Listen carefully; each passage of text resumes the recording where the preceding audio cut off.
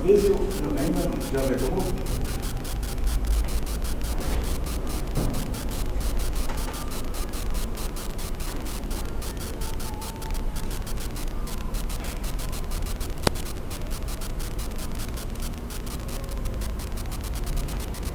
Bom, então, essa apostila que eu distribuí para vocês, ela contém alguns capítulos desses 2, 3 primeiros encontros. Não sei se a gente vai conseguir falar em 3, talvez a gente até antecipe, mas a gente vai tocando o barco, né? Antes de entrarmos na questão da astrologia, seria interessante nós termos uma fundamentação das bases que levam à astrologia. E é isso que a gente vai se deter algum tempinho aqui. E antes de falarmos da base da astrologia, quer dizer, aí já são mais considerações teosóficas, tá? O surgimento da vida, né? Falando um pouco de cosmogênese. Porque a astrologia está intimamente relacionada com essas questões, até historicamente. Em teosofia, nós falamos do grande pralaya,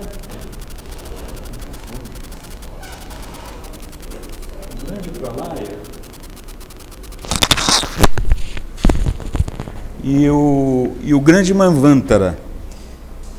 Imagine que nós tenhamos uma linha de tempo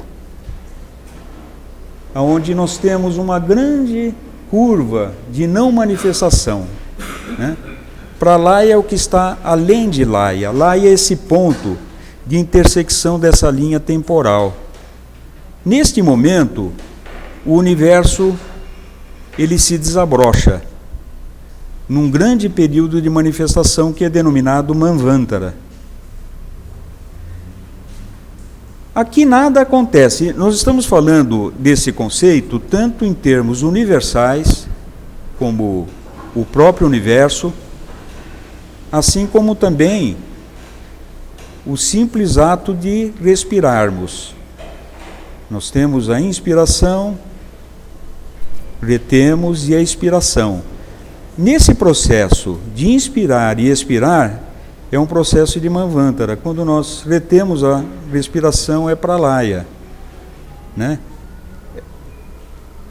A astrologia ela se baseia nesses princípios de uma maneira cabal, né? É importante que nós saibamos como o processo se desenvolve em termos do pulsar, né? Esse ponto aqui de manifestação universal, segundo o calendário védico, né? É um calendário denominado Tamil. Professor, o microfone está funcionando? Tá? Não está dando para ouvir? Tá ligado. Está inaudível? Vou ficar mais próximo aqui da...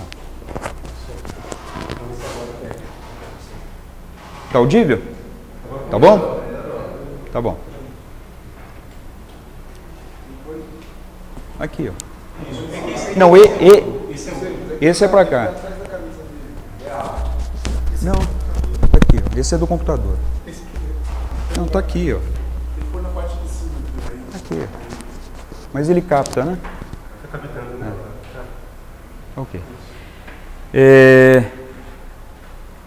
Então eu estava falando desse calendário Tamil, só para vocês terem uma ideia da dimensão de tempo que nós estamos falando. O tempo é uma questão circunscrita ao nosso planeta Terra, né? A nossa medição de tempo é diferente do tempo de um outro planeta, né? Um dia aqui tem uma métrica peculiar do planeta Terra. Mas é dito que neste processo de manifestação aqui, do grande Manvantara, é de 311 trilhões e 40 bilhões de anos. Então, é um tempo consideravelmente grande, né? Mas é dito na doutrina secreta que neste ponto aqui acontece o não ser, que é o grande pralaya, né? Mas acontece o ser e o não ser. É o ponto inicial, né? Depois temos o despertar, manifestação primária, criação universal e a formação dos sistemas planetários.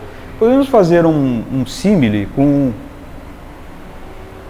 Pai, Filho e Espírito Santo, né? A divindade, na sua manifestação, ela é trina, né? Na sua onisciência, onipotência e onipresença. É isso que está representado dentro desta materialização de uma manifestação física do cosmos, né? E, finalmente, a humanidade. Esta simbologia é uma simbologia universal, né? Em todas as culturas nós vamos ter esses elementos simbólicos, principalmente o círculo representando o espírito, a meia-lua, no caso aqui, a alma, né? E a cruz, a matéria, né? Assim como Paulo classificava, né? Espírito, alma e corpo. Bom, partindo já não da linguagem teosófica, mas dos conceitos teosóficos, a gente vai fazer uma alusão a uma obra atribuída a Hermes, Hermes Trismegistus, Hermes 3 vezes grande, que na realidade é o egípcio denominado Tote, né? É uma deidade egípcia de um homem com cabeça de íbis, né? E ele representa o hierofante do hierofante, é aquele que ministrava as iniciações. Não se sabe exatamente quando Tote ou Hermes viveu, mas ele assume essa denominação em função dos gregos. Os gregos, eles dominam o Egito, passam a ter a absorção da cultura egípcia e desenvolve a sua correlação com os seus deuses, como Hermes, que é Mercúrio, tinha algumas características muito similares a Tote, se bem que mais humanas, né? Tote é divino, supremo, né? Mas eles fazem a alusão a Tote e Hermes, por isso que fica Hermes, mas Hermes 3 vezes grande. É atribuída a Hermes uma coletânea muito grande de milhares de livros, que possivelmente não tenha sido a pessoa em si que o escreveu, mas sim os seus discípulos, que era muito comum na antiguidade eles produzirem as suas obras e atribuírem ao grande mestre como a sua autoria. E na realidade não deixa de ser a autoria do grande mestre, porque as ideias no seu nascedouro são atribuídas ao grande pensador. Entre essas milhares de obras que chegaram até os nossos dias, estão alguns rudimentos, como por exemplo a Tábua Esmeraldina, Corpus Hermeticum, e o Caibalion é uma coletânea de alguns escritos de Hermes, que é o que nós vamos falar aqui rapidamente, que ele estabelece os 7 princípios herméticos, né? A Tábua Esmeraldina, por exemplo, ela chegou até os nossos dias através dos árabes, né? Os árabes já a conheciam. E depois, Champollion foi determinante quando da invasão napoleônica do Egito. Estou colocando elementos de história para nós compreendermos como se chegou até hoje, né? O Império Napoleônico, ele praticamente não teve fronteiras, né? O mundo conhecido na época, inclusive ocupou o Egito. E foi levado para a França uma grande pedra que tinha inscrições em hieróglifos, né? Hieroglíficas, e inscrições em grego. E um estudioso de grego, de nome Champollion, fez a translação do grego para os hieróglifos egípcios, né? E a partir daí se conheceu o que significava aqueles textos, né? Mas isso nós estamos falando do final do século XVIII, né? Início do século XIX, quer dizer, é coisa muito recente, né? Mas aí, a partir daí, se estabeleceu um conhecimento revelador, né? E muitas desses postulados se devem também a essa questão, né? O século XIX, ele foi um século de esplendor do pensamento científico, né? Diferentemente do século XX. O século XX não tem muita fundamentação científica, teve tecnológica, né? Mas os grandes feitos científicos são do século XIX e início do século XX, né? Haja vista os grandes pensadores que são desta época, né? Pode ser que a sua produção científica tenha sido frutificada no século XX, mas eles foram nascidos no século XIX, né? Ok? Então, o primeiro princípio é o mais difícil de ser interpretado, é o mentalismo.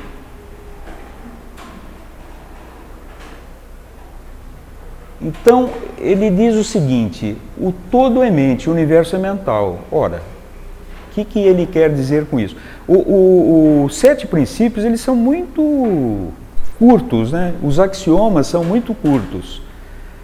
Mas a profundidade que ele remete às reflexões é de muita extensão, né? Então, o todo é mente, o universo é mental. Ora, o que significa isso, né? Se existe um Deus mental, ele produziu algo que poderia não estar contido dentro dele, ou se ele produziu algo, já estava contido, ele já existia. Então, essas reflexões que você faz sem pudor, né? Sem querer questionar a existência de Deus. Mas que Deus nós estamos falando? É um Deus antropomórfico, aquele que produziu uma causa? Se ele produziu uma causa, logo a causa não estava contida dentro dele? Quer dizer, é uma questão muito complexa, né? Aí, para socorrer a essas questões, né, ele põe assim: enquanto o tudo está no todo, é também verdade que o todo está em tudo, né? Refresca alguma coisa? Eu acho que vai um pouco mais além, né? Então, o que ele está dizendo aqui, como Krishna em Bhagavad Gita, ele fala: eu estou em tudo, inclusive não no mal, né? Ele não é o mal, mas o mal é a ausência do bem. Mas é permitido o mal. Então, tem o mesmo correlato, né? O todo está no tudo e o tudo está no todo. Então, tudo está na mais perfeita ordem. Mesmo aquilo que na nossa vã imaginação acredita que não. Tudo está na lei. Tudo está no seu devido lugar. É lógico que com a dinâmica da evolução, as coisas vão mudando. E aqui esses axiomas se referem a isso também, né? Então, o que tem a ver com astrologia? Tem a ver. Porque se nós estamos nessa vida de vicissitudes, de desafios, de problemas, é onde nós deveríamos estar. Tudo é da lei, nós estamos no lugar certo. E no momento certo, e fazendo a coisa certa. Às vezes não tão certo quanto nós gostaríamos, né? Mas aí a gente volta para fazer a coisa certa até acertar, né? Então, uma outra reflexão que nós fazemos disso aqui, que nada está separado, né? Se o todo está no tudo, também é verdade que o tudo está no todo, Então nós estamos no todo. É o que a teosofia advoga dentro do seu primeiro princípio, né?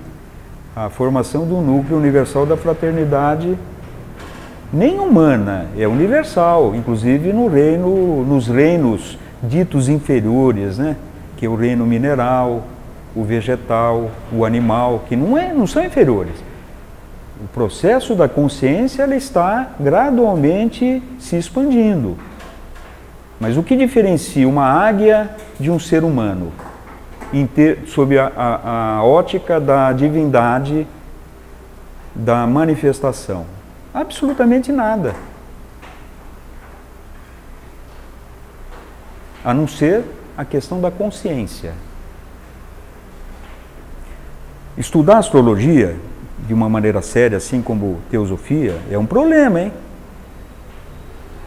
É um problema. É uma responsabilidade muito grande. Na medida em que você tem a revelação de uma verdade, ainda que seja muito rudimentar, como se diz, né? Inês é morta. A responsabilidade já está atribuída. Não adianta falar, eu não vi. Eu não tenho nada a ver com isso. Essa é uma questão da psicanálise junguiana, né? Quando você sabe da sua patologia, você tem uma responsabilidade ética para não cometer o desvio novamente, né? Então a astrologia também é isso. Na medida em que nós nos mergulhamos dentro do nosso interior, vendo o nosso lado sombra, a nossa dicotomia, os nossos paradoxos, naturalmente nós temos a obrigação de fazermos um pacto com a nossa própria individualidade espiritual, né? No sentido de fazermos o caminho de regresso, né? Não que isso vai se exaurir dentro de uma vida, mas é o caminhar que levará a isso, né?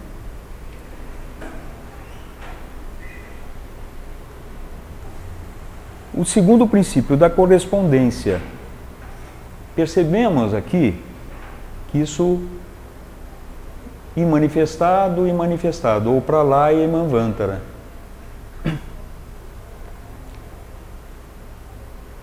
Isto tem um símile com relação ao triângulo com vértice para cima e outro com vértice para baixo, assim como o nosso emblema, que não é por acaso, né?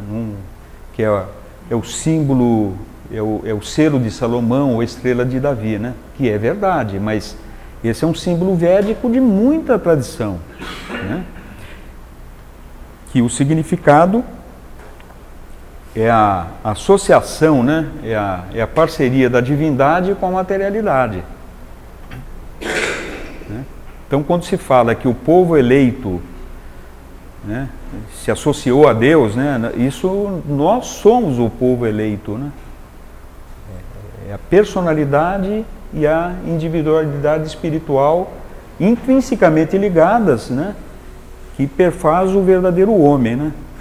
O problema é que nós damos ênfase à nossa personalidade, né? Que é, portanto, transitória e perecível. Essa morre. Essa daqui fica. Mas isso ele está falando na questão da correspondência. O que está em cima é como o que está embaixo, e o que está embaixo é como o que está em cima. Veja, é como, não é igual. É similar, não é idêntico. Nós podemos fazer alusão, tem palestras que eu sempre gosto de falar disso, de uma figura que não tenho aqui nessa apresentação, mas é de Narciso. Narciso, quando olha a sua imagem refletida no espelho, ele cai de amores por ele próprio, mas com a sua identidade falsa, né? Ele foi feito a imagem e semelhança de Deus, perfeito, belo, mas enquanto espírito. Só que ele se olha como personalidade e não vê nada que não seja um espelho, como diz Caetano, né? Narciso detesta tudo que não seja espelho, né? E na realidade é a nossa condição. Então o trabalho a ser feito é a desassociação com a personalidade, não no sentido de matarmos a personalidade, mas tornarmos a personalidade a serviço do espírito, né? Estou falando isso daqui, é para mim, viu? Esse é o nosso grande desafio, né? A astrologia aqui encontra, quer dizer, um terreno fértil, né? Porque dizem como você pode afirmar que o planeta pode exercer a influência aqui, né? Ó, assim como está em cima, é embaixo, né? Eu não sei como exerce a influência, mas que exerce. Não sei se é exatamente influência. Existe uma correlação, uma correspondência entre o universo e aqui. A gente vai ver um pouco mais à frente essa questão, né? O mesmo, vamos até adiantar e a gente vai ver a magnitude que isso representa. Se tem esse ponto aqui, ó, a ciência hoje fala que é o Big Bang. Só que o Big Bang, eles remetem a uma datação muito diferente desses 311 trilhões e 40 bilhões de anos.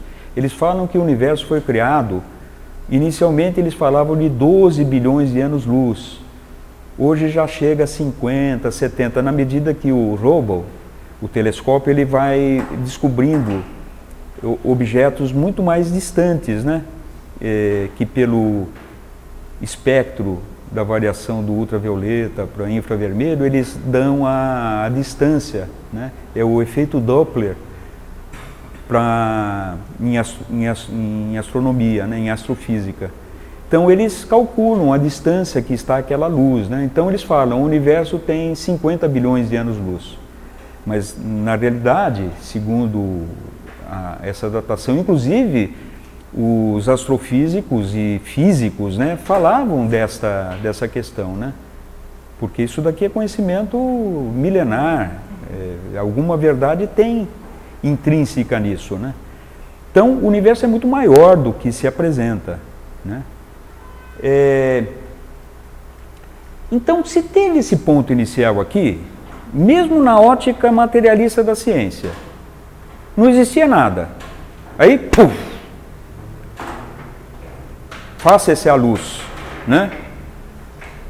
Tudo está emanado nesse átomo primordial. Alguém duvida disso? Não, estou falando na ótica da ciência. Todos aqui, ó, tudo, isso aqui, tudo. Todos os átomos existentes no universo estão emanados num único átomo original. Então é verdade que nós estamos emanados no seio do Senhor, da criação.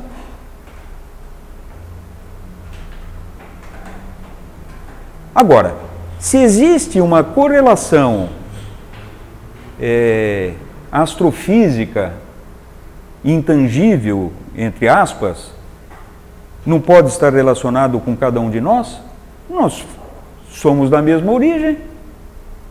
Só que a gente está falando aqui de arquétipos, não é o Saturno físico, né? O arquétipo, depois a gente vai ver isso aí, né? O arquétipo de Marte, o arquétipo de Vênus, que cada um tem dentro da nossa estrutura psicológica todos esses arquétipos e que tem uma correlação com os planetas, né?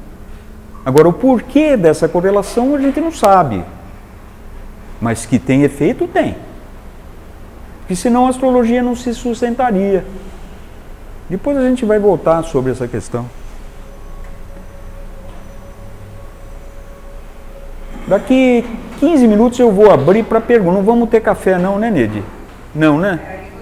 Não, vamos tocar o barquinho. Aí a gente para um pouquinho para alguns questionamentos, né? Perguntas ou comentários, né? Por 5 minutos aí a gente retoma. Mas, tá? professor, café com filosofia é muito bom. Não, mas é que como a dinâmica é um pouco diferente, por isso que eu estou atrapalhado, eu me sinto lá o prisioneiro no fundo da caverna com esses negócios aqui. Eu não posso me movimentar, até tropecei aqui, tirei do ar o negócio. Então, em respeito ao pessoal que está acompanhando, a gente vai tocando, aí depois a gente abre no final, para aí sim, aí a gente faz um baile aqui e tal. Né? Mas quem quiser café, sou eu que não posso, mas quem quiser pode pegar o cafezinho lá. Bom, avançando. Vibração. Nada está parado, tudo move, tudo vibra. Por exemplo, eu pego essa mesa aqui, isso daqui está parado? Não está nada.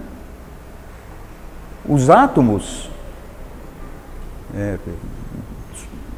agora diz que não é mais, mas digamos que a estrutura do átomo seja um núcleo de nêutron, né? E próton, né? É isso? E os elétrons, que são de carga negativa, ficam em volta. É isso, Ricardo? Você como químico, né? Você diz que já não é mais isso, né? Não sei. Hã? Esse é o conceito clássico, né? Então, mas isso está em vibração ali. O átomo, isso daqui é o átomo primordial é o átomo de hidrogênio, né? E depois, através da combinação, associação, se faz toda essa maravilha que é o universo, de elementos diferentes e compondo até a madeira nas suas diferentes formas. Agora, esses átomos estão inertes? Está nada. Isso daqui está pulsando, é que a gente não percebe. A nossa percepção ela é muito limitada. Né? Agora, e tudo vazio, né? Parece que as partículas elas são diminutas. O Fernando Gramacini, que é um teósofo aqui de nascimento, ele nasceu na teosofia, né? Ele é astrofísico, né? Com mestrado aí em Sol, estudo do Sol. Uma vez ele, numa palestra aqui, ele falou, se você pega toda a Praça da Sé, com todos os prédios aqui, cabem na cabeça de um alfinete, em termos de partícula. O resto é tudo vazio. Que maluco! Então, agora, por que minha mão não atravessa isso aqui? Né? Dizem que os átomos, como eles são os elétrons, que são de polaridade negativa, negativo com negativo se repele. Então, felizmente, eu não consigo passar aqui, né? Então, é esta natureza. E, na realidade, meu dedo nem toca na mesa, né? Eu tenho a sensação que toca, mas não toca. Então, você vê, esses axiomas aqui são tão antigos e verdadeiros. Né? Nada está parado, tudo move, tudo vibra. Ritmo, tudo é duplo, tudo tem dois polos, tudo tem o seu oposto, o igual e o desigual, né? São a mesma coisa, os opostos são idênticos em natureza, mas diferentes em grau. Os extremos se tocam, todas as verdades são meias verdades, todos os paradoxos podem ser reconciliados. Interessante isso aqui, hein? Eu havia falado que nós somos seres paradoxais. Até nós estávamos falando, né? Puxa vida, às vezes o software de astrologia lá, que não é óbvio, um computador nunca vai substituir a análise de um astrólogo, né? Porque a mente, ela ultrapassa qualquer mecânica, né? Qualquer sistema mecânico, ainda que seja um computador, uma inteligência artificial, né? Então apresentava leituras diferentes em situações distintas do mapa, mas que eram frontalmente díspares, né? Agora, aí eu até havia falado, mas nós somos seres díspares, não ratificando a análise que talvez tenha sido muito primária, muito primitiva, mas nós somos seres paradoxais. Agora, isso pode ser reconciliado. A reconciliação, aqui, ó, é o ponto central, assim como esse ponto central da mandala. Isso daqui é uma mandala.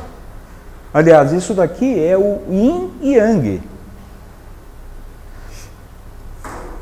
Né?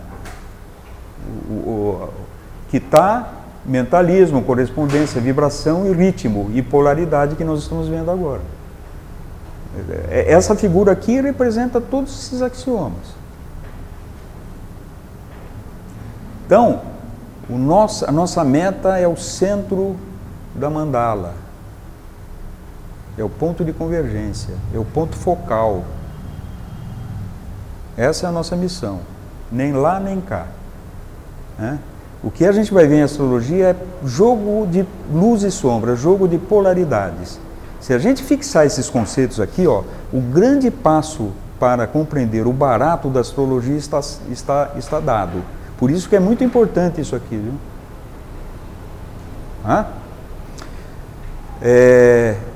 No final desse capítulo, tem lá um link eu tenho um blog, não sou blogueiro, mas tem um blog lá que eu me aventuro a escrever das coisas que eu falo, palestras e tal.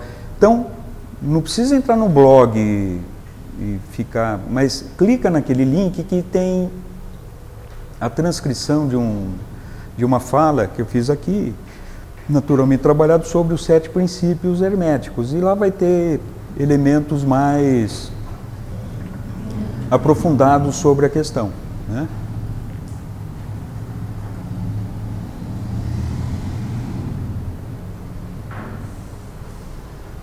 Tudo tem fluxo e refluxo, tudo tem suas marés, tudo sobe e desce, tudo se manifesta em oscilações compensadas.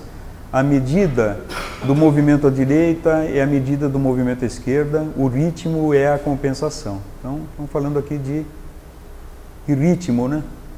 Mas de polaridade também, de causalidade, porque se tem marés, você tem um nexo causal, algo que provocou aquela maré, né?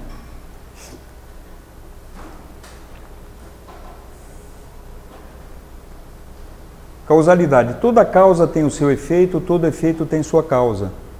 Tudo acontece de acordo com a lei. O acaso é simplesmente um nome dado a uma lei não conhecida. Há muitos planos de causalidade, porém nada escapa à lei. Nada acontece por acaso. Aliás, se alguém tiver a curiosidade de procurar a palavra acaso no dicionário, Aurélio, não sei literalmente, mas o conceito é esse. Acaso o nome dado para uma causa de efeito desconhecido. A causa, né? É o nome dado para um efeito de uma origem desconhecida. Ele não nega a origem, ele tem origem, só que ela é desconhecida. Agora, por que acontecem as coisas na nossa vida? Por exemplo, um assalto, uma morte inesperada.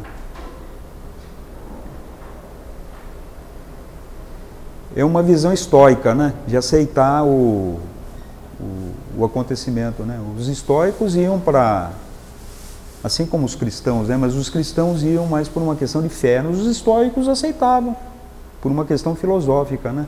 O seu desígnio. Ia para a morte, mas um símbolo estoico é de Sócrates, né? Que foi condenado a tomar cicuta e foi dada a oportunidade para ele de fugir da Grécia e viver no exílio. Ele falou, não, para mim viver no exílio é a morte, então morte por morte eu tomo cicuta, e toma junto com seus discípulos, inclusive Platão, né, assistindo o último suspiro, né? Posição estoica, que nós temos que ter essa, hoje o nome é resiliência, né? É o ato compassivo em relação ao que acontece com a nossa vida, né?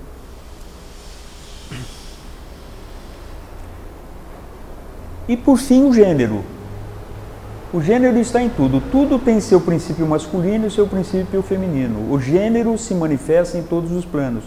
Todo princípio macho tem o seu lado fêmea e todo princípio fêmea tem o seu lado macho. Já dizia o Pepeu Gomes.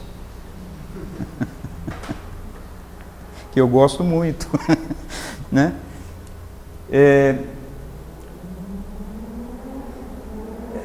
Jung também explora isso, ânimos, né? Na astrologia a gente tem essa questão também. Tem arquétipos femininos no mapa masculino e aspectos masculinos no mapa feminino.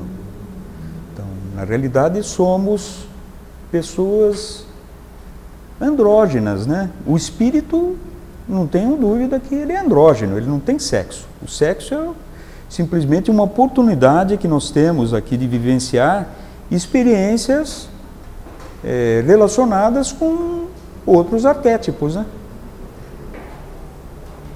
Agora, isso não tem alusão nenhuma ao homossexualismo, é uma questão de polaridade sexual, não é... Eu penso que a meta final vai ser a fusão dos dois elementos, na medida em que os paradoxos vão sendo reconciliados, né? Os paradoxos não que o homem e a mulher são paradoxais, mas são opostos, né? E complementares. Mas essa complementariedade aí é a reconciliação desses paradoxos. E na nossa reta final, eu penso que haverá a fusão dos dois sexos, né? E aí que vem a palavra hermafrodita, né? É Hermes, porque Mercúrio é assexuado, né? O próprio metal é o único metal que não é sólido, é líquido. A alusão, quer dizer, a própria condição ambígua, né? Da questão do gênero, né? E daí vem a palavra hermafrodita, né? Hermes associado com Afrodite, o amor incondicional daquele que fundiu, superou a questão do gênero, né? Então, por isso que os grandes seres espirituais têm algo de assexuado, né?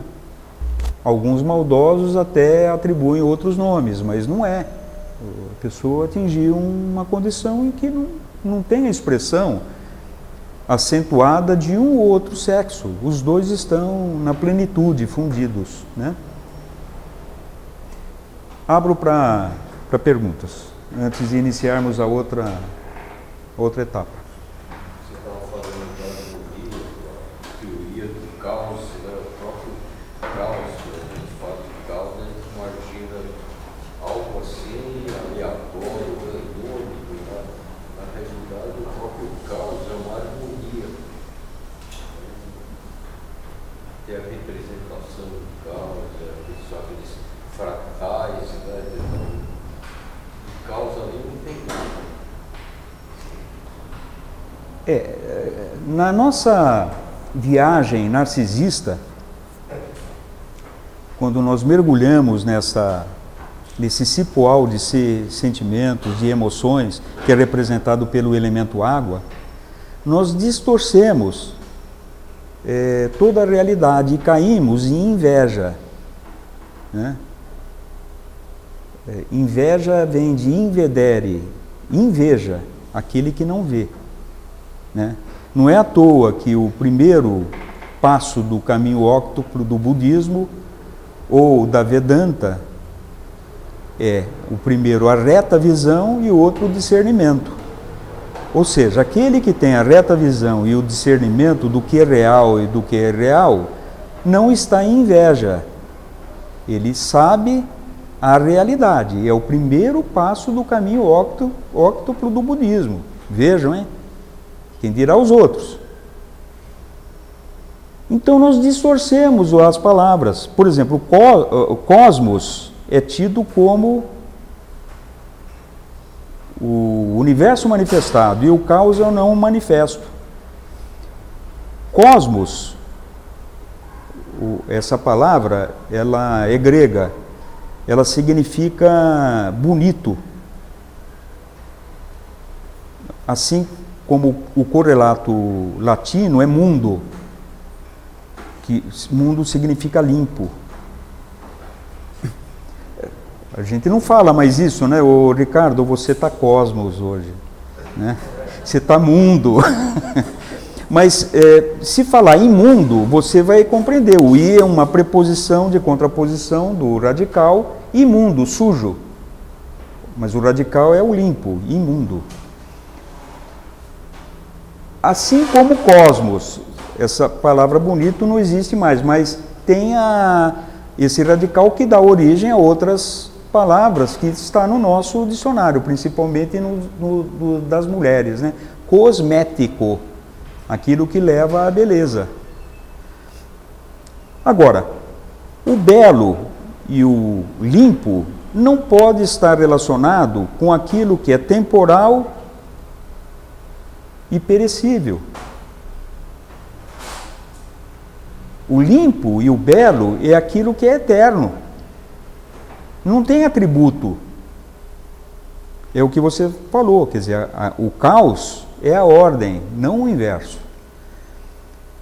O Maheshwara, que é um Brahma de Radha Krishna, que de vez em quando vem dar palestra aqui, ele é biólogo de formação, ele fala que nesse cosmos não tem ordenamento algum. É óbvio que tem ordenamento divino, né? Mas é uma bactéria comendo outra. É o que nós observamos na natureza, quer dizer, são predadores, né? E cabe a nós sermos agentes da harmonia na medida em que estamos elevando a nossa consciência, né? Mas isso não, né? Tem os pancadões aí, as baladas, os crimes. O problema, o ser humano não está muito preocupado. Eu fico até feliz de ter bastante gente aqui em buscar o ser, né? Quando a gente estuda astrologia, tem buscando o significado do ser. Mas o mundo está no ter e no estar. Principalmente no estar quando não tem condição de ter. E aí a vida hedônica, né? A vida do hedonismo. La Dolce Vita, aquele filme, né? Bacana e tal, mas representa bem o que é esse descompromisso com o outro, né? Em gozar na plenitude do prazer momentâneo, né? Que se renova e não satisfaz, né? Mais alguma colocação? O senhor vai disponibilizar esses slides depois? Sim, sim. Pois eu mando. Senhor não, hein? Já me chamaram de senhor aqui, eu troco o chumbo, hein? Eu chamo de senhor também. Nós somos você, né? Mais alguma colocação? Então vamos avançar. Renato? Nada? Tá tranquilinho aí? Acho que no terceiro, quarto encontro eu me encontro. Os princípios elétricos, poderia dizer que são as leis universais. São as leis universais. E elas se aplicam só ao manifesto. Só o manifesto, né? E o manifesto é desconhecido. É. O manifesto é... Agora, como isso se dá, quer dizer, aí cabe a conjectura, ninguém sabe, né? Mesmo porque essa linha do tempo, esse é o tempo universal, né? Não é o tempo linear, né? Eu imagino como uma espiral, né? Ela vai, porque nunca está no mesmo nível, tudo tem evolução, inclusive o processo de manifestação. A manifestação que vai acontecer, e eu estou falando do universal, ela não vai ser igual a uma manifestação anterior, ela está sempre numa oitava superior, e assim vai. Agora, da onde veio? Quer dizer, aí os sofistas tinham razão, quer dizer, você saiu de uma caverna e entrou em outra, e da onde veio isso? Deus quis assim. Mas o hermético, os princípios herméticos, tem o Kaivalon e tem o livro, então, o que dá para entender é o que ele te explica o manifestado, para você justamente se elevar e você atingir o imanifestado. Porque ele te dá a noção do que somos, o que estamos fazendo, como o senhor explanou no início. Você. Como você explanou no início. Só que então nessa explicação ele te posiciona para que você vença essa ilusão. Isso. Que é estar manifestado. Essa é a nossa meta, né? É uma explicação que alavanca, né? Essa é a nossa meta, né? Ainda que a grande maioria esteja na vida hedônica e concentrada no ter, eu também estou. também. Deixa de ser um hedonismo esse nosso de querer também partir. Tudo está no seu lugar. O estágio em que a pessoa está é aquele. Eu costumo dizer, nós temos que provar do mel e do fel. Como vocês podem saber o gosto doce do mel se não tiver o oposto do fel? Como eu posso descobrir a luz se eu não conhecia as trevas? A questão da polaridade. Como posso amar de forma incondicional se eu não experimentei o ódio condicionado? Como eu posso compreender o espírito feminino na sua acepção não sexual, mas na sua acepção receptiva, né?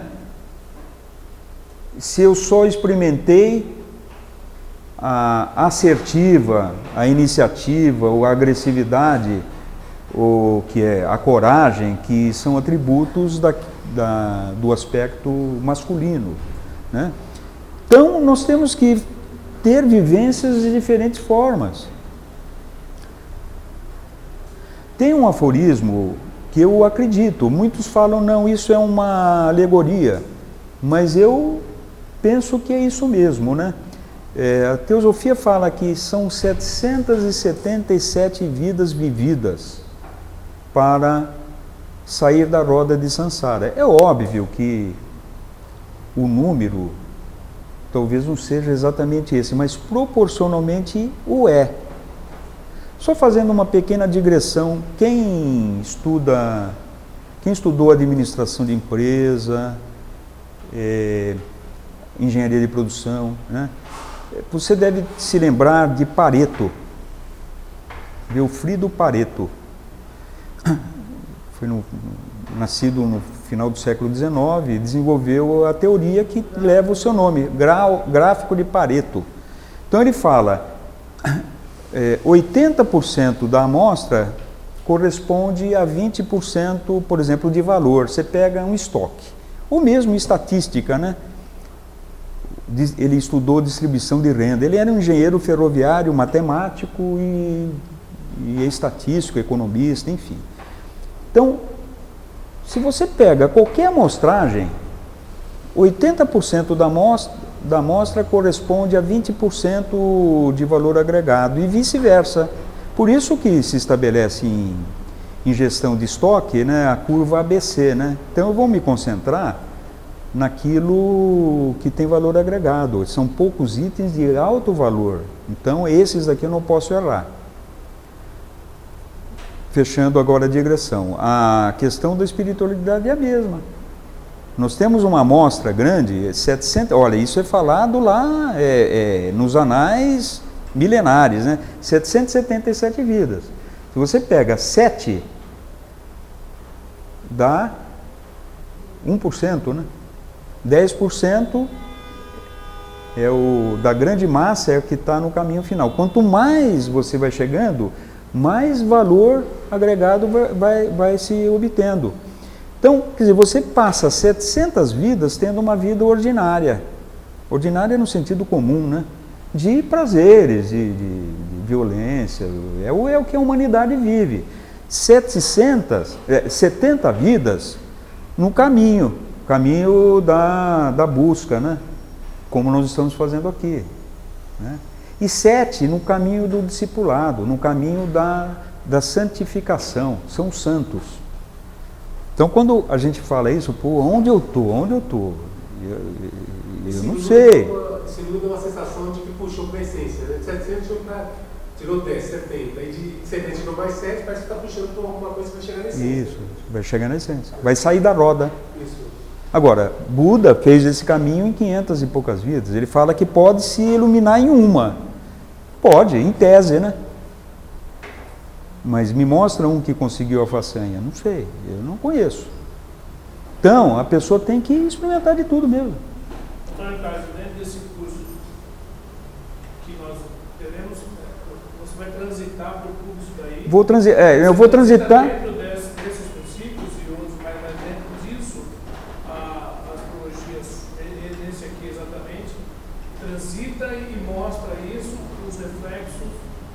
Aí, no caso, passando para os arquétipos. Isso.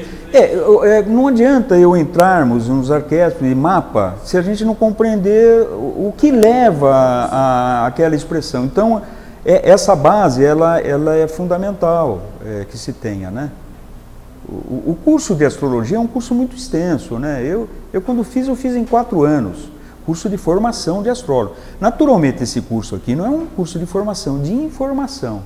Só que tem um diferencial, ele está sendo ministrado dentro da teosofia, então com visão teosófica, né? Que é um diferencial. Aliás, historicamente, depois a gente não vamos falar muito de história não, mas a astrologia, ela nasce lá isso está na doutrina secreta, ela nasce há muito tempo. Se perde aí nas noites do tempo. Mas dizem que o primeiro foi justamente o Hermes, que nasceu com ele. Então, a Blavatsky ela fala que foi a Suramaia, o Atlante, que viveu em Shambhala, na Ilha Branca. Ela não precisa, ela fala que pode ser de 100 mil a 1 milhão de anos, a 100 mil anos. É um negócio meio... A Suramaia que deu origem ao calendário Tamil, que é esse calendário que a gente está falando. Ele fundamenta a astrologia com base num livro chamado O Espelho do Futuro, de Narada, que era um astrônomo anterior. Então, ele passa a partir daí ter a visão de todas as eras passadas, do presente e do futuro. É que dá origem à astrologia védica, que diferencia dessa astrologia que nós vamos ver aqui. Mas isso não faz com que essa astrologia seja menor do que a védica. A védica, eu vou falar uma coisa aqui que talvez vocês não vão compreender, mas depois eu vou explicar. Hoje não vai dar, mas no segundo encontro a gente vai falar. Que é importante a gente saber. A astrologia védica ela não é precessional, a nossa é precessional. A precessão dos equinócios é um movimento da Terra que vai se deslocando em função da inclinação do seu eixo. Então, as constelações elas vão se deslocando ao longo do tempo, né? Então, por exemplo, hoje nós estamos na era de peixes, né? Astrologicamente eu estou falando, né? E daqui a pouco entra Aquário, né? Por que isso? Por causa do fenômeno precessional. Então, essa astrologia ela é precessional, então ela fixou as constelações como marcos. Quem fez isso foi Cláudio Ptolomeu, lá 2000 anos atrás. E ela ficou assim. Agora você vai falar, não, porque ela fixou, ela não funciona. Funciona, não tem nada a ver. Agora, voltando à sua colocação, não adianta eu apresentar aqui casas, planetas, se a gente não tiver isso daqui assimilado, você entendeu? Né? Eu acho interessante isso aqui. Então esse curso é um curso de informação para instigar aquela pessoa a estudar. E não precisa fazer curso de 4 anos, não, de formação de astrólogo. Basta se dedicar. Nas versões anteriores tivemos pessoas aqui que se interessaram e avançaram bem no estudo da astrologia. Não precisa ser astrólogo. O importante, para se autoconhecer, o importante é você ter os elementos necessários, né? E aí, o universo está aberto, porque a astrologia ela não se restringe a mapa. A astrologia é arte, é história, é filosofia. Ela abarca, quer dizer, o universalismo cultural imenso. É cinema, é tudo. Né? É como teosofia. Teosofia, o que é teosofia? Teosofia é ética, né? A ecologia ela é produto da teosofia. Então, o objetivo da astrologia é isso. Agora, voltando à questão histórica. Aí ela vai migrando com o processo de migrações, porque a nossa civilização ela tem um processo de retorno, né? Estou falando raças aqui, não raças civilizatórias, né? Que vêm do Oriente e vão reabitando a Europa, né? Assim como os irânios, né? Os celtas saem lá da Índia e eles tinham uma fixação pelo Ocidente e vão até encontrar lá o Mar do Norte como última fronteira, né? Alguns se aventuraram e foram para Inglaterra, né? No país de Gales, que é ocidental. Outros se aventuraram mais ainda, foram para Irlanda. São todos celtas, gauleses, né? Mas vieram lá da Índia à procura do quê? Do berço da civilização que está no Ocidente. Eu acho que é no Brasil. Tem uma palestra que eu falo sobre isso. O Brasil, o Graal e... Não, é o Templo, o Brasil, o Templo, o Graal e o Brasil. Está lá tem uma palestra, né? Tem uma palestra. E tem um texto lá sobre os templários. Eu acho que está aqui. Eu acho que o Graal é aqui. Aí aumenta a nossa responsabilidade. Fazer um livro Hã? para as pessoas darem uma olhada. Tem um livro sobre isso. Você tem um livro, né? Tem vários. Isso não sou eu que estou inventando, né? Isso. Não foram os fenícios, na realidade. Porque os fenícios, você pode até ver no filme que teve de Moisés, o Salomão fala para a Rainha Sabá, eu trouxe uns presentes para você, Cana.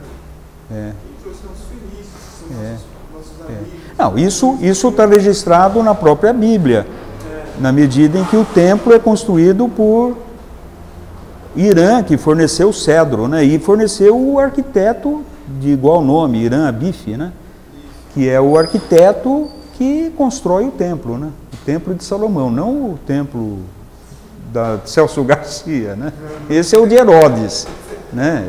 Não, estou falando sério, esse é o de Herodes, magnífico o templo, mas não é o de Salomão. O de Salomão é anterior, 1000 anos antes. Bom, voltando à história da astrologia. Então ela chega pelas mãos dessas correntes migratórias ao povo caldeu. Então ela se torna proeminente na Mesopotâmia, na Caldeia, né? Que são os magos, né? Os magóis, né? Os reis magos. Os reis magos são astrólogos, né? Eles eram observadores dos astros, né? E depois, no pensamento grego, que é um pensamento mais calcado na visão racional, cognosciva, né, da mecanicista, né, ela é absorvida e chega nesse tipo de formatação através de Cláudio Ptolomeu, que viveu em Alexandria, no Egito, mas, portanto, já era uma civilização grega, né, egípcia, né? E através do seu livro Tetrabiblos dá os fundamentos da astrologia, que depois ela vai ganhar outros contornos na Idade Média. Kepler era astrólogo, né? Kepler, né? Primeira mente brilhante do Ocidente, né? Juntamente com Isaac Newton e Einstein, né? São as três maiores mentes, né? Eu pelo menos reputo, né, dessa forma, né? Era astrólogo. Newton era astrólogo. Ó, que coisa tola, né? Diz que ele se ocupava muito mais de ocultismo do que com ciência ortodoxa, né? Então, sujeito mais tolo, né? Ficar perdendo tempo com essas coisas, né? Diz que o Raleigh, o cientista, né, que dá o nome, que descobriu o cometa, né, diz que num diálogo com Isaac Newton ele tece comentários a depreciar a astrologia, né, e Newton, não sei se é verdade isso, mas é tido como verdade. Newton fala, o senhor não deveria fazer esses comentários de uma coisa que o senhor não estuda.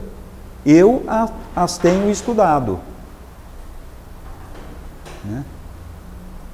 Então, enfim. Bom, aí a astrologia, em 1666, ela passa a ser proscrita pela visão acadêmica, a fundação das universidades, né, principalmente na França, né, e ela é estigmatizada, ela passa a ser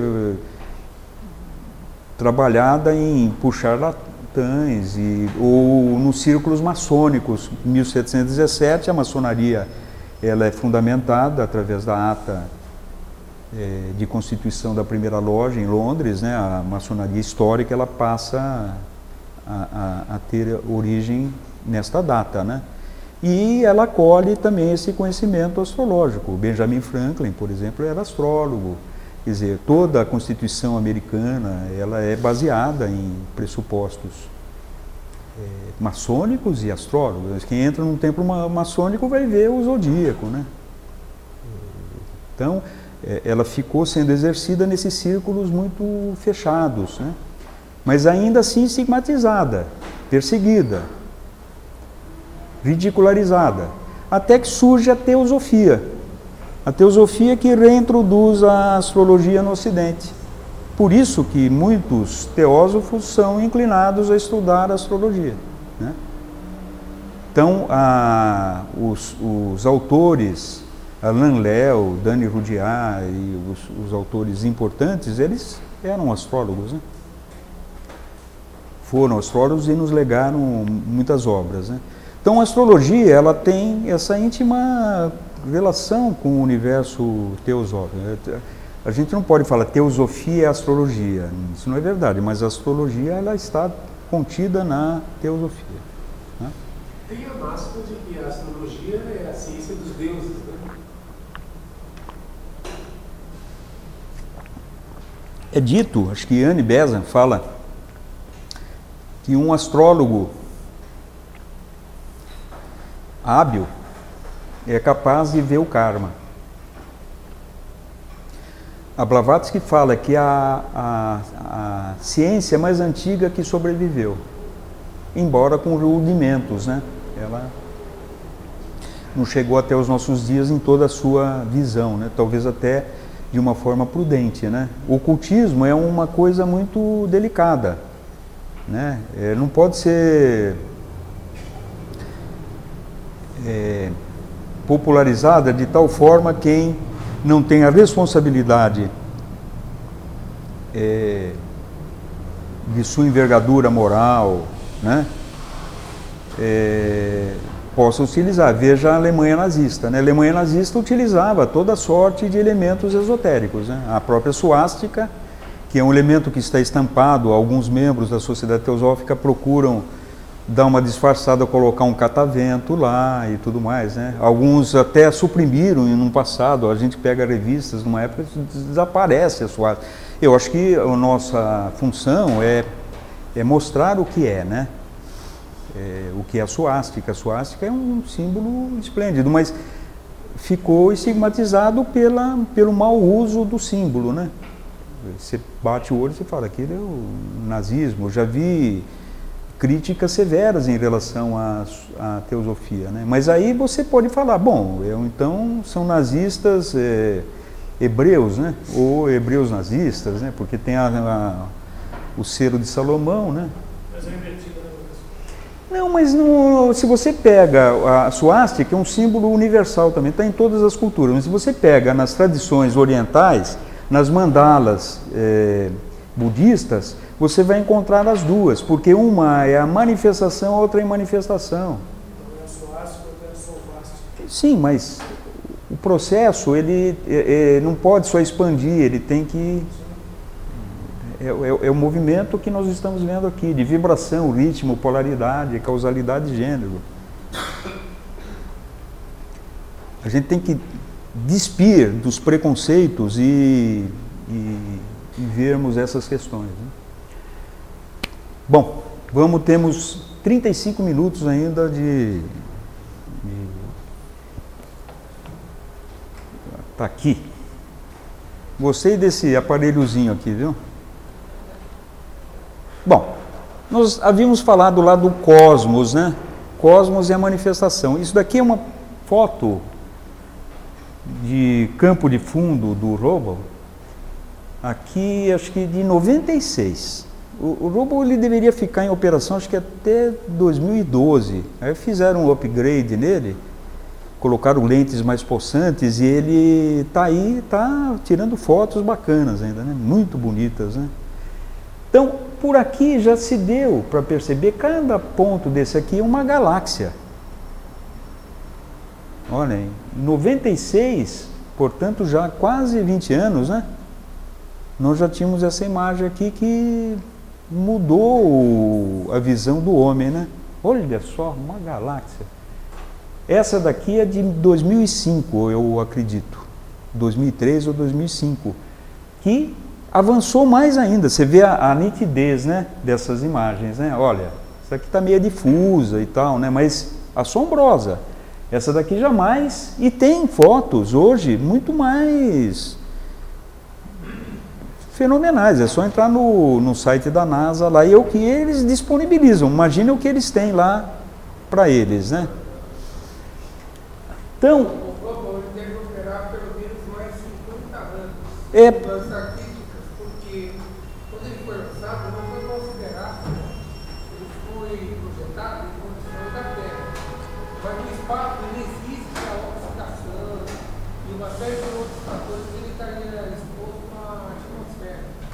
Então, quanto mais ele se afasta do campo magnético da Terra, do planeta, né, ele cria imagens mais nítidas e ele acaba ficando mais isolado, né? E ele não está sofrendo essa degeneração que seria natural de uma atmosfera. Então, esse cálculo inicial ele já foi revisto. Eu vi uma reportagem recente na revista National Geographic, né, sobre um cientista que acredita que tem uma expectativa de talvez ainda mais 50 anos. O problema é que ele vai estar tão longe que nós não vamos mais conseguir captar os sinais, né? Os sinais. Ou então eles vão chegar aqui daqui a alguns anos, né? Vai demorar algum tempo para que isso chegue para nós, dado essa limitada vaga. Então ele está em movimento constante. A não ser que ele entre em rota de colisão algum corpo, ele deve indefinidamente. E o nome Hubble é uma justa homenagem àquele que fundou essa nova ciência que é o Hubble, né? Que foi um astrônomo acho que no Monte Palomar, né? O Monte Wilson, acho que é Palomar, na Califórnia, né? Que montou esse telescópio junto com seu genro, V. Mason, né? E ele que descobre, quer dizer, aplicando, eu havia falado do efeito Doppler. O efeito Doppler já era conhecido, mas para o estudo da propagação do som, né? Se você pega uma sirene, ela não tem o mesmo som se você ficar ao lado dela ou à distância. Você vê uma ambulância, quando passa, ela... Por quê? Porque as ondas elas são concêntricas e elas vão se espalhando. Elas tem uma crista e ela vai se diluindo, né? E o som ele vai tendo essa conformação também. Aí ele pega essa mesma teoria e aplica para a luz. É aí que tem as variações do espectro, né? E faz uma medição. Então ele estabelece a datação em termos de tempo do que ele observava, né? Então ele funda a cosmologia, quer dizer, uma ciência do cosmos, né? Isso em 1915. Então nós estamos falando de uma ciência que não tem 100 anos, e você vê os avanços assombrosos que foram feitos, né? Então a gente tem que ver com muita humildade essa questão das assertivas em relação à dimensão do universo. Mas é assombroso o que já se chegaram. Por exemplo, cada ponto desse daqui é uma galáxia. Isso aqui não tem nada a ver com astrologia diretamente, mas tem. A gente vai chegar lá. Cada ponto desse daqui é uma galáxia. E vocês sabem o que é uma galáxia? Eu não sei, mas eu imagino, né? Eu sei por literatura. Eles falam, aí tem aqui algumas imagens de galáxias. Normalmente ela é espiral, né? Ela é espiralada. Tem vários tipos, né? Essa acho que é do sombreiro, enfim. Tem galáxia, tem duas galáxias, uma engolindo a outra.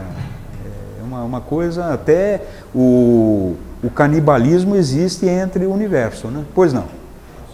Fala mais alto para todos ouvirem. Você está afirmando que o Hubble, o cientista, essa teoria, a teoria que ele constatou nas observações que o professor Pedro que chama de redshift, uma curva vermelha, ele observou que o universo está se expandindo, essas galáxias estão se afastando. Ou seja, está num movimento de expansão. Em algum momento a gente vai ter um momento de contração. Isso. É isso. É isso que é sugerido. O universo está em expansão e retração. É o inspirar e expirar de Brahma, né? São as noites e dias de Brahma.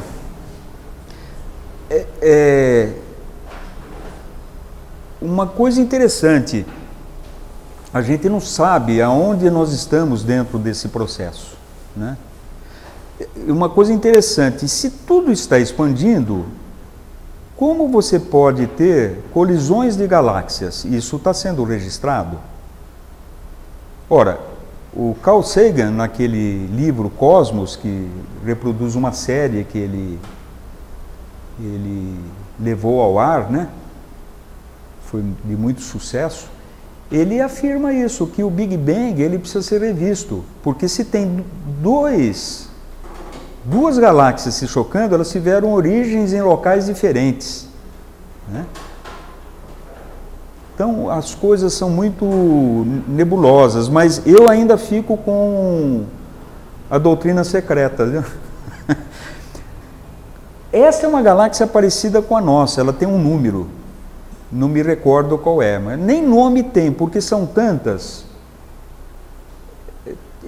Tem um documentário que eu tenho em vídeo da NASA que faz a seguinte conta: quantos sóis existem numa galáxia? Alguém se arrisca a dizer? Dizem que na nossa,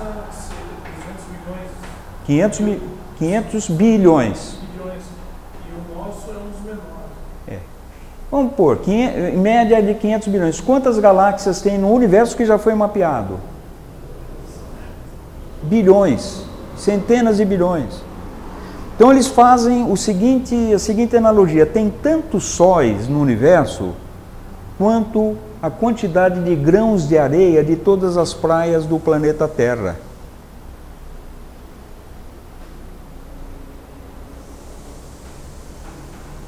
Loucura, né? Agora, a astrologia, que é acusada, né, de embuste, ela centra o universo na Terra. Ora, como? Nós descobrimos que a Terra é um planeta do nosso sistema solar.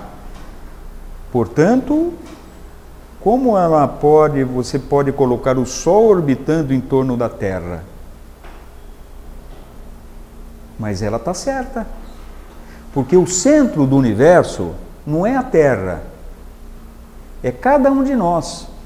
Nós somos o centro do nosso universo. Então a astrologia, ela é individual e não pode ser diferente. Por isso que é necessário as coordenadas, latitude e longitude, a hora, né? E a data do seu nascimento, porque ela está centrada no ser. Vê? Bom,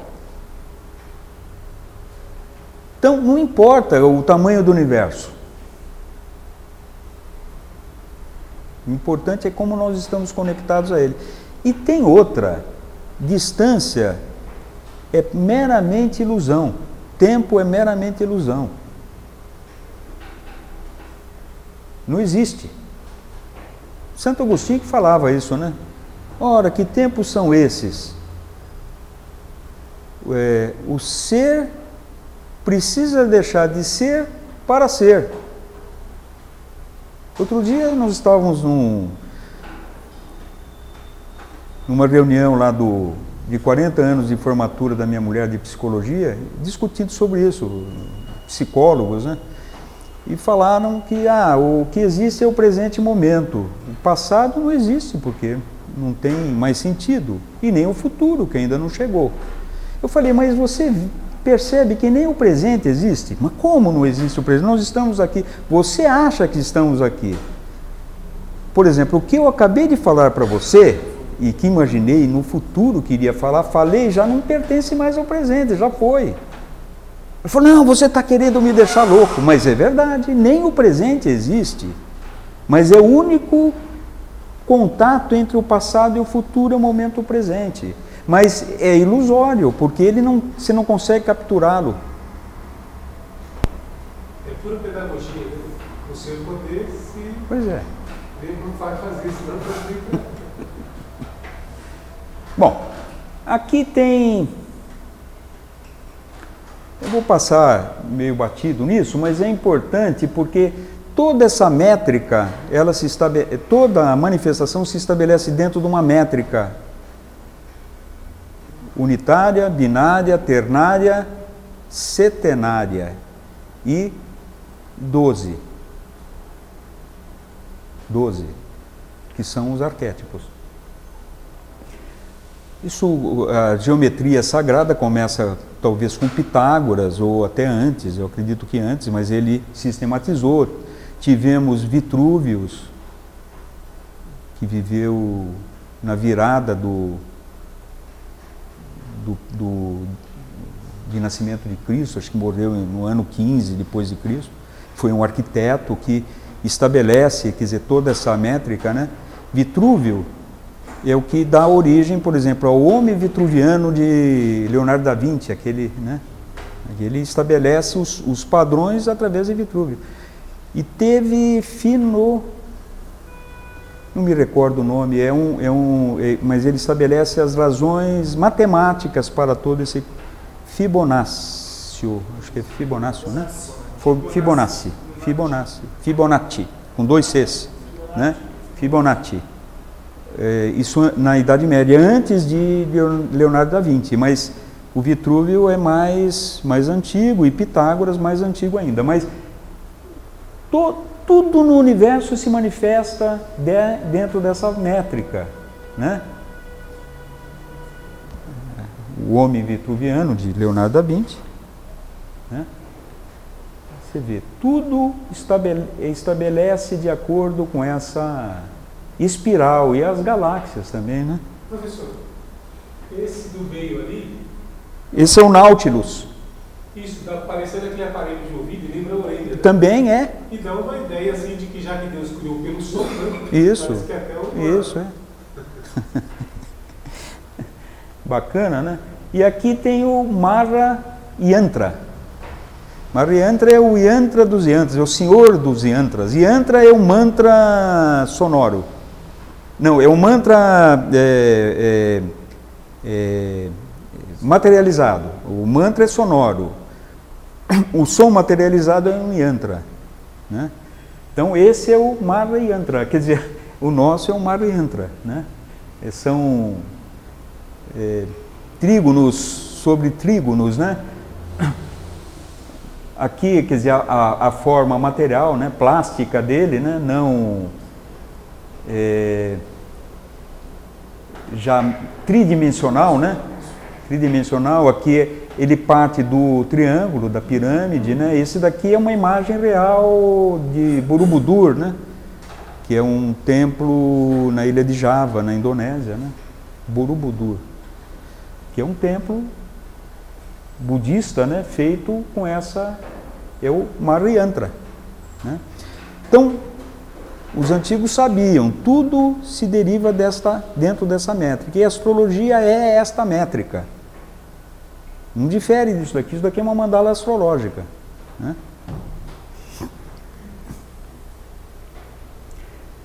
Bom, este é o conceito ptolomaico, onde coloca as terras, Lua, Mercúrio, Vênus, Sol, Marte, Júpiter e Saturno. São os 7 planetas clássicos, né? A Terra não. Os planetas são esses daqui,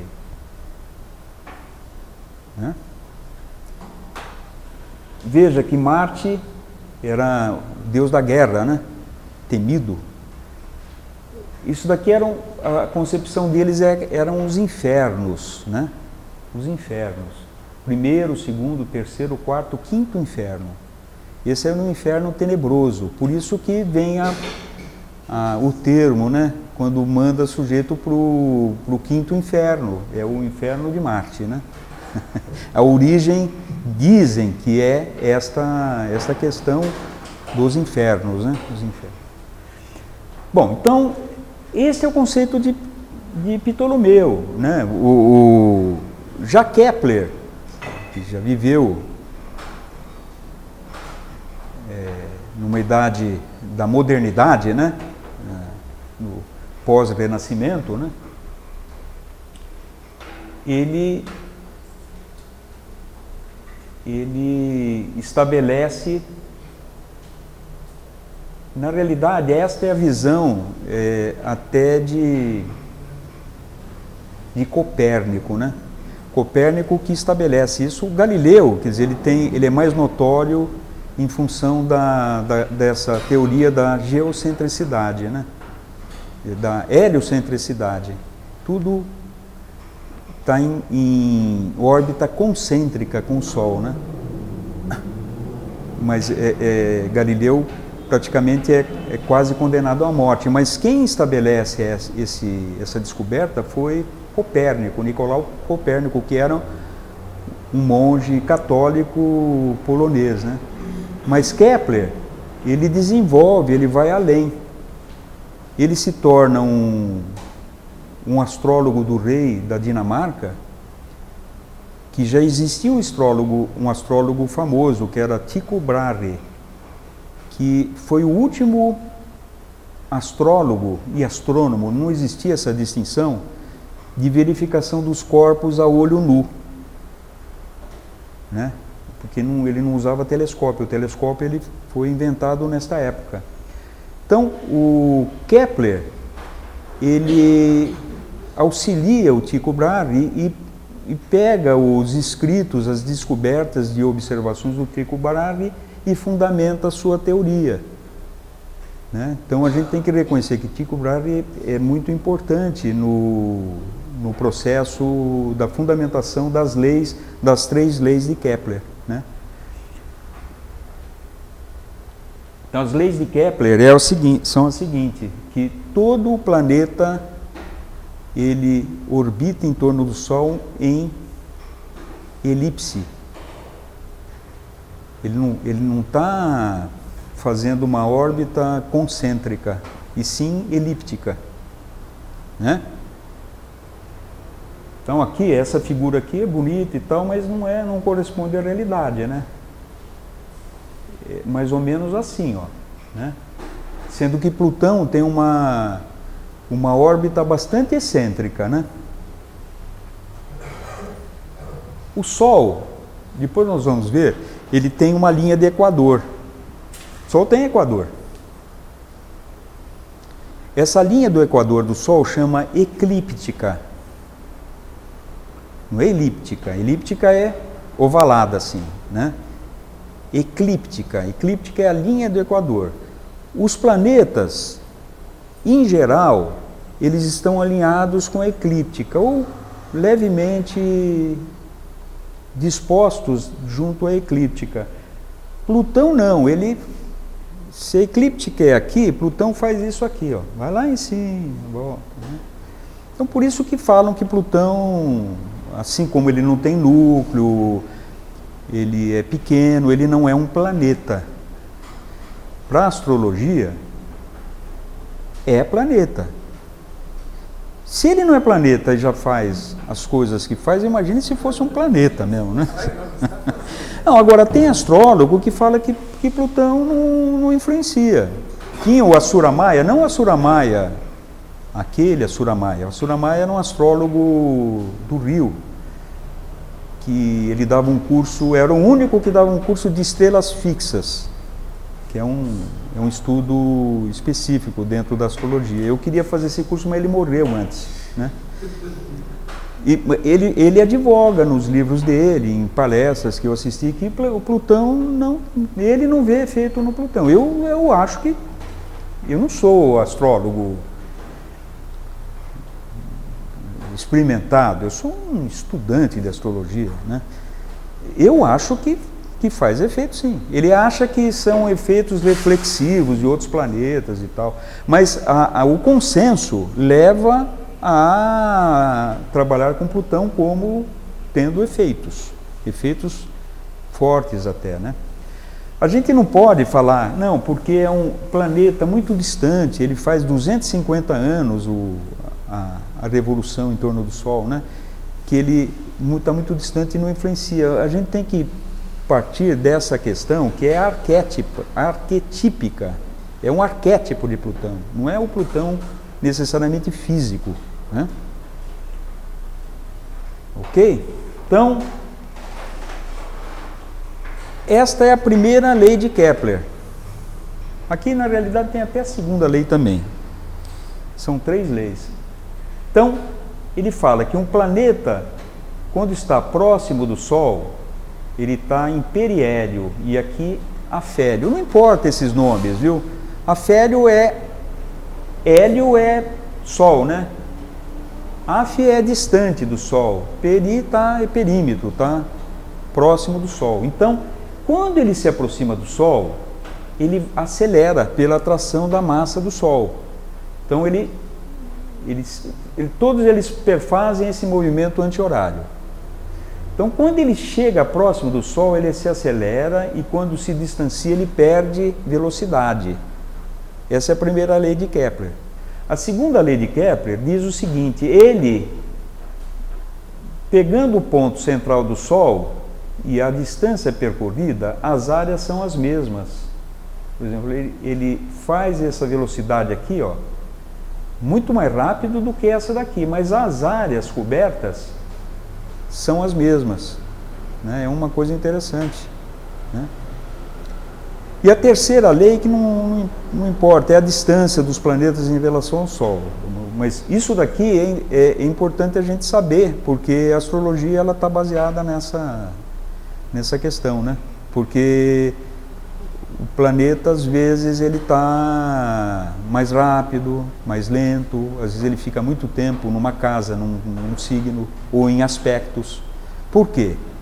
Porque ele está dentro dessa métrica aqui, né? Às vezes ele está, por exemplo, os planetas lentos, né, que são Urano, Netuno e Plutão, são planetas geracionais, ele fica muito tempo nos signos. Então você vai analisar, olha, não, eu tenho Plutão em Leão. Plutão em Leão bom, só o que tem de gente nascida em 20 anos tem tudo tem Plutão em Leão. Então é geracional, isso vai determinar questões geracionais, não individuais. Vai determinar questões individuais se ele estiver fazendo aspecto com planetas pessoais, na casa onde ele está situado, ele exerce influência. Estou falando grego, aparentemente, mas a gente vai ver o sentido disso. Para quem já conhece a astrologia, vai saber o que eu estou falando, mas a gente vai chegar nesses conceitos, tá? Que não é tempo de rotação, não, é de revolução, né? Só para você ter uma ideia, olha, Sol é natural, que é a Terra que gira em torno do Sol, gente, mas para efeito de astrologia, Nós temos aqui o Sol em relação à Terra, são 365 dias, 5 horas, 48 minutos, 47 segundos. A Lua é rápida, diz que normalmente é 28 dias, mas são 27 dias e 7 horas, 34 minutos. Mercúrio é muito rápido, 87 dias ele rotaciona em torno do Sol. Vênus, 7 meses. Marte já é mais lento do que a Terra, né? Aqui a gente está fazendo a relação com a Terra, né? É 1 ano e 10 meses. Júpiter, 11 anos e 10 meses. Saturno, 29 anos e 5 meses. Saturno é importantíssimo na nossa vida, viu? Importantíssimo. A pessoa atinge o amadurecimento nesta fase da vida. E o direito romano é tudo baseado nesses trânsitos, né? Aí se você pega oposições, por quê? Vamos arredondar aqui para 30 anos. Por que a pessoa atinge a puberdade aos 15 anos, né? Tem o baile de debutante e tudo mais, né? Porque está em quadratura. Não está em oposição. Tem oposição. Quadratura é 7 anos, é quando a criança vai para a escola. Aí você pega 15 mais 7, dá o quê? 21. É a maioridade. Isso é do Código Civil, é porque são os trânsitos de Saturno. Quer dizer, rege até o direito, né? O direito civil. Porque isso é biológico. É biológico. Por exemplo, como se a gente pega Urano, vamos arredondar para 84 anos, né? Ele dá a mesma métrica aqui de Saturno também. E se você pega 84, divide por 2, 42, as pessoas normalmente, que estão em oposição, normalmente tem crises relacionadas a casamento, a rompimento de emprego. Ele tem uma necessidade de rompimento, de qualquer que seja a expressão. Aí você pega 42 divide por 2, dá o quê? 21.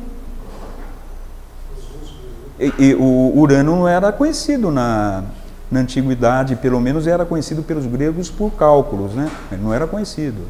Foi descoberto no século XVIII, né? Aí Netuno e Plutão. Então, é interessante a gente ter essa tabelinha. Isso não está na apostila, mas eu vou passar para vocês por e-mail, né? Bom, eu vou parar por aqui e abrir esses 10 minutos finais a perguntas. Eu não sei se o internauta ele pode formular perguntas, mas está lá o nosso fórum. As pessoas podem postar as suas colocações, dúvidas e contribuições naquele espaço, né? E quem não se inscreveu, por favor, me passe o e-mail do Facebook e o próprio e-mail para que nós façamos a inclusão nesse fórum. Perguntas?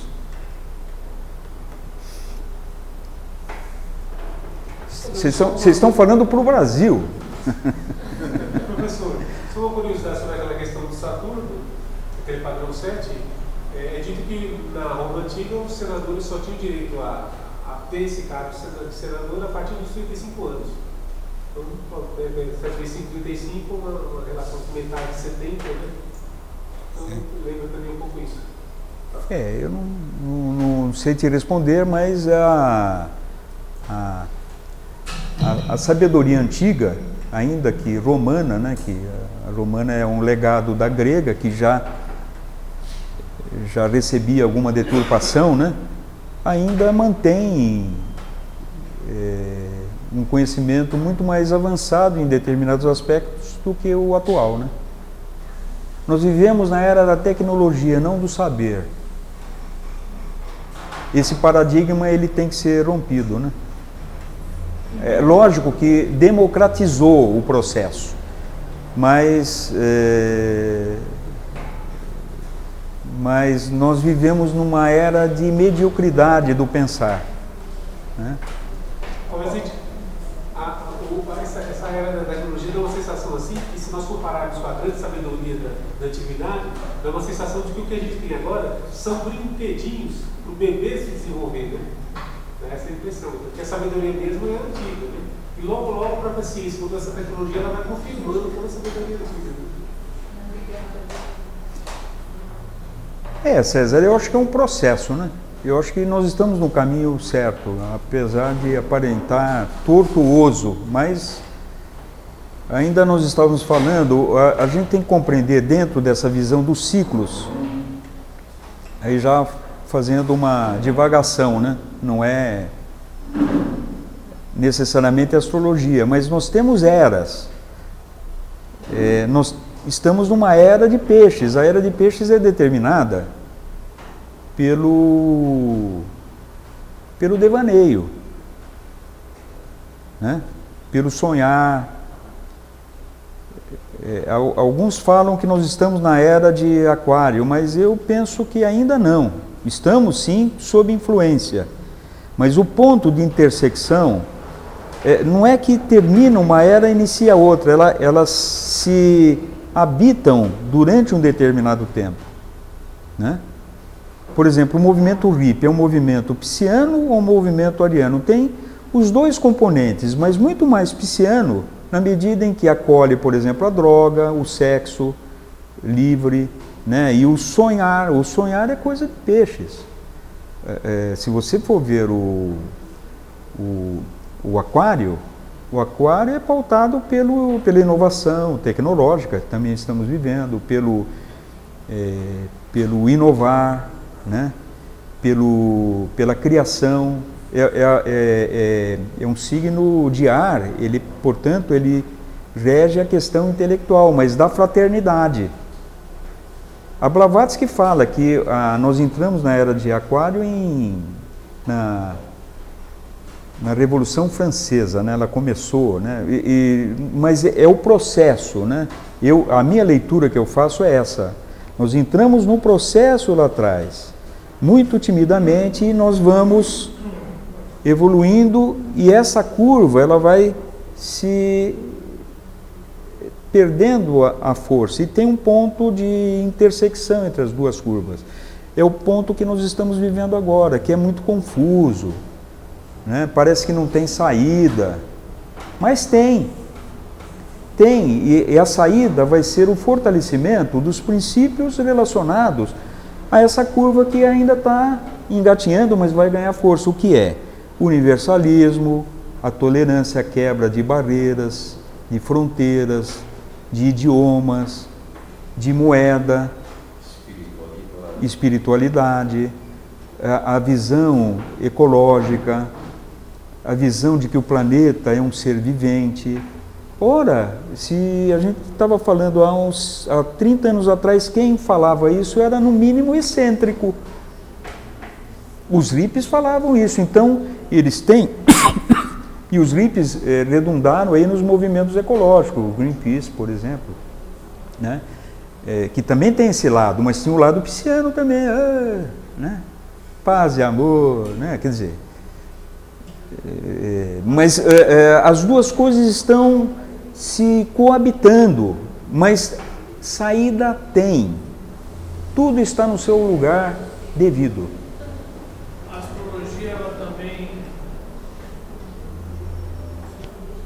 ela evolui no sentido de estar no momento numa situação pisciana e entrando na aquariana, ela também evolui nesse sentido? Sim, evolui. Em conceitos? Sim, a precessão dos equinócios é aquele movimento que eu falei que vai fazendo a sua movimentação ao redor das constelações, né? Então ela é precessional, né? Embora tenha fixado os planetas como marcos, né? Ela é precessional, ela tá em movimentação. Então,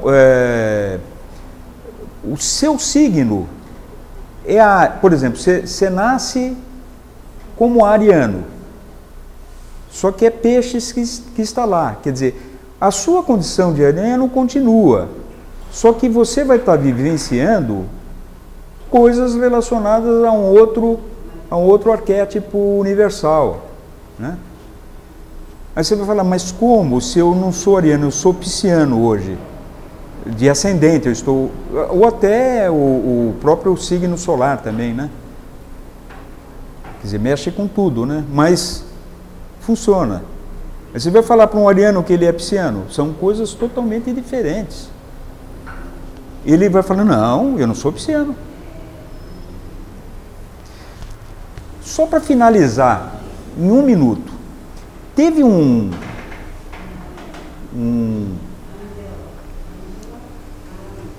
pesquisador da Sorbonne chamado Miguel Coquelin. Miguel Coquelin. Ele era professor de estatística na Sorbonne, no curso de psicologia. E ele, quando adolescente, ele estudou astrologia como passatempo. Mas aquilo ficou incutido na cabeça dele para o resto da vida. E ele, como estatístico, ele falou, deixa eu estudar essa questão de astrologia. Ora, na astrologia você indica a casa 1 e a 10 como proeminentes no sentido da personalidade. A 1 é o seu ascendente, ou seja, o seu corpo físico. E a casa 10 diz respeito ao que você busca de reconhecimento social, ou seja, é o status. É o que você busca em termos de carreira, de projeção. Ora, Marte impele a competição, a agressividade, a impulsividade. Se eu pego atletas vitoriosos, é de se pressupor que eu tenha, estatisticamente, uma concentração muito proeminente de Marte, ou na casa 1 ou na casa 10.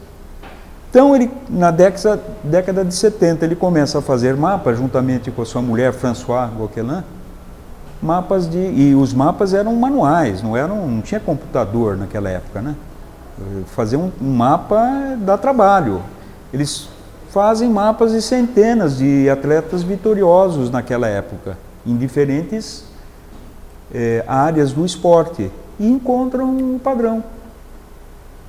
Aí repete essa mesma, porque a tese científica ela tem que ser comprovada com outras amostras, né? Faz numa outra amostra, comprova. Aí ele escreve o livro chamado Efeito Marte. Foi torpedeado pela comunidade científica na década de 70. Ele encontrou um padrão. A astrologia funciona. Tá bom, boa noite para vocês. Obrigado.